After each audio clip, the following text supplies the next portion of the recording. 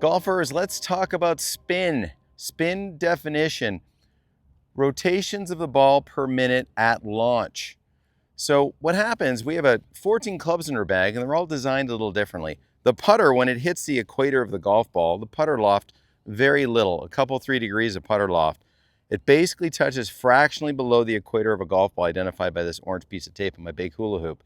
So from there, we don't get a lot of spin. There's a bit of skip and some roll immediately. Now the driver might have 8, 9, 10, 11, 12 degrees of loft. It's designed to touch slightly below the equator, and every club all the way down to the lob wedge touches slightly farther down. The farther down you touch, the more deflection you get, the higher the spin you get. Now a rule of thumb for irons is basically a 9-iron. I've got a 9-iron here, add 3 zeros, 9,000 slightly plus RPMs for spin. Now a tour driver, you've got an average of about 2,600 RPMs. And a lot of it depends on the shot shape you hit and your angle of attack. But let's hit a little 9-iron and take a look what my spin numbers are.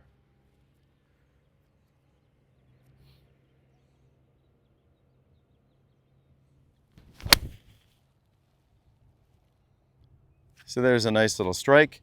So the populating data, I've got it on the audio feature. It's just telling me what it is. 9,771 revolutions per minute of a carry of 127 yards into this little bit of wind. So a key factor here is keep your club clean. Got one side of my towel wet and one that I can dry it off really quickly with.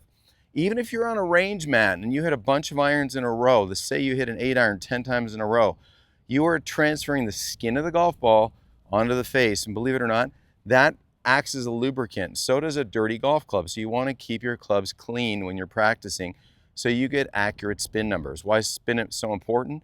Because I want the ball to land on the green and stop on the green. That's ball first contact, really important to have ball first contact. So you see me standing here with a T-square. My T-square is really easy to bump around as I take some divots. And what I like to do with this is just identify ball location. Ball location's slightly forward in my stance. And then as I hit a shot, pretty easy to see that from this starting form, there's an energy gathering component, this motion toward my lead side that unwinds, and I get to this finishing form.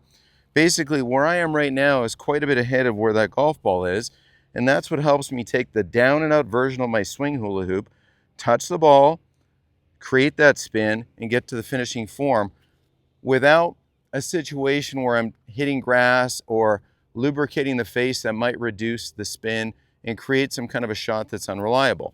So let's say one more shot with a 9-iron, then we'll move on to the driver. Golf ball center left of my stance. I know where I'm going to my finishing form. Let's let that ball get collected in that swinging event.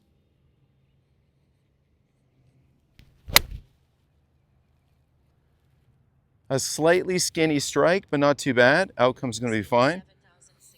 Spin was a little less, 7,600 RPMs, a mild mishit, but a functional shot. So obviously, nope, got to clean my golf club. Let's always do that.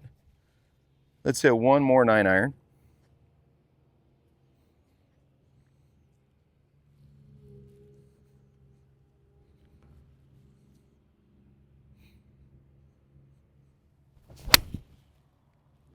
There's a nice crisp one with an appropriate amount of spin.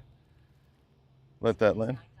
So yeah, 132 yards in the air, 9,700 RPMs of backspin. So that's what I'm looking for. Now with the driver, let's go ahead and hit one.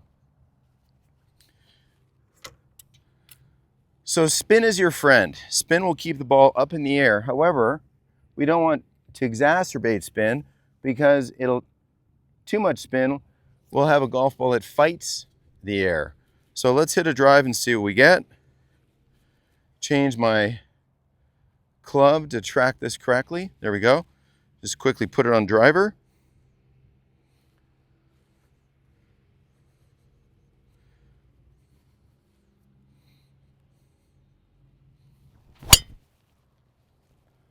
There's a pretty nice shot. Might be a little spinny. I caught it a little low in the face. So 243 in the air. Revolutions of 3,500. Tour average is 2,600. Now, impact location on driver is really important because If you do hit it a little low in the face, spin tends to creep up. High in the face, you lose a little bit of spin. You hit that knuckleball, which can give you a few extra yards. Toe shots tend to reduce spin, and heel shots tend to add spin.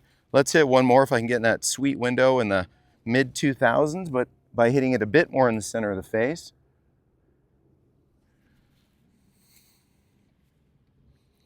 And the education on this, having the data available to you in the sense of contact, is a really critical part of your golf development.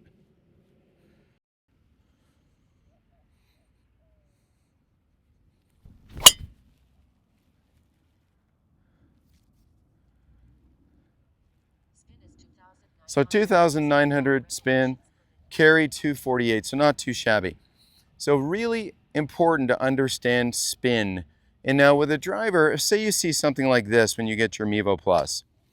If you have a spin number that's really excessive, and we see this regularly at the golf school,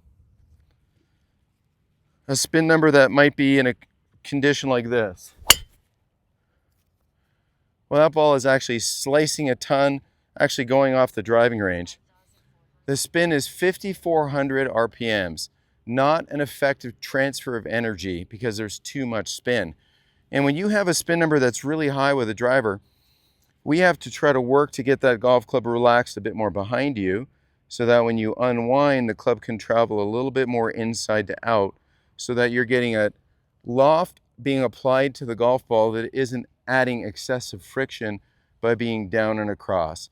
So the down and across delivery really exacerbates spin, as does certain mishits on the face. So really critical for your development is understanding you really need to hit the golf ball sweetly out the middle of the face. That should be number one priority for you.